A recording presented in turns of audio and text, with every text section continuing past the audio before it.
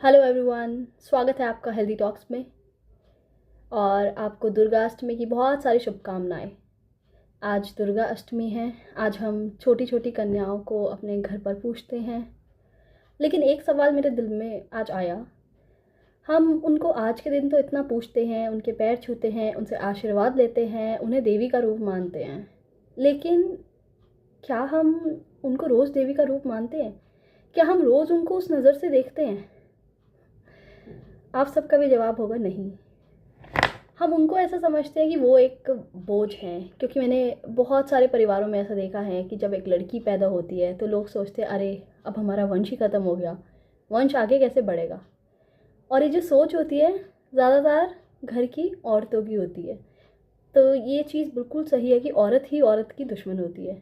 बल्कि एक औरत को खुद औरत होने में एक प्राउड की फीलिंग होनी चाहिए कि हाँ, मैं लड़की हूँ और आगे भी जो आई है वो लड़की आई है, तो उसको मैं ऐसे रखूँगी, ये करूँगी। लेकिन नहीं, वो इतनी नेगेटिव होती है कि कई घरों में तो मैंने ये भी देखा है कि लड़कियों को मारने की कोशिश की जाती है। तो प्लीज़, दुर्गा अष्टमी अगर आप मनाते हैं तो दिल से मनाइए, क्योंकि देवी जो है वो मंदिर में नहीं होती है, वो आपके घरों में होती है। और अपनी बहू की, बेटी की, अपनी पोतियों की इज़्ज़त करिए, उनसे प्यार करिए, उनसे नफ़रत नहीं करिए। उन्हें एक बार दिल से प्यार करके देखिए, वो आपके लिए क्या कुछ नहीं कर जाएंगी। कहने को कहते हैं कि बेटा वंश आगे चलाता है, लेकिन बेटा अकेला वंश कैसे आगे चला लेगा?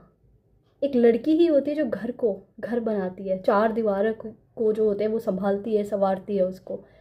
तब तो हम बहुत खुश होते हैं, अरे सब कुछ बेटी ने सब कुछ संभाल लिया, बहू ने सब कुछ संभाल लिया। काम जब कुछ कर रहे हैं तब तो हम बहुत खुश हैं। लेकिन जब हम रियलिटी फेस करते हैं, जब कि हाँ बेटी हुई है, तो हम इतना परेशान क्यों हो जाते हैं? भारत में तो मैंने बहुत परिवार ऐसे देखे हैं, बाहर का मुझे पता नहीं है। तो आप अपने आप से आज दुर्गा अष्टमी के दिन एक वादा कीजिए कि आप देवी की पूजा करेंगे तो सबसे पहले अपनी बेटियों की पूजा करिए, अपनी पोतियों की पूजा करिए, अपनी बहुओं की पूजा करिए, बाद में उस देवी की पूजा कीजिए। और वो देवी प्रसन्न होएगी। ऐसा नहीं है कि देवी नाराज़ हो जाएगी, नहीं। अगर आप इन्हीं की इज्जत नहीं करेंगे, आपकी घर की बेटी, बहू, पोतियाँ वही लक्ष्मी है, वही सरस्वती है, वही दुर्गा है, वही काली है। आप इन्हीं की इज्जत नहीं करेंगे तो आपको कहाँ से काली माता या दुर्गा माँ या सरस्वती माँ खुश होंगी, पार्वती माँ कहाँ से खुश हो जाएंगी? तो प्लीज़ आज के दिन अपने आप से एक वादा कीजिए कि हमें अपनी बहू की, अपनी बेटी की, अपनी पोती की इज्जत करनी है, उन्हें प्यार करना है, उन्हें नफ़रत नहीं करना है। और फिर आप देखिएगा कि आप कैसे आपकी ज़िंदगी संवार देंगी वो। और आपको लगता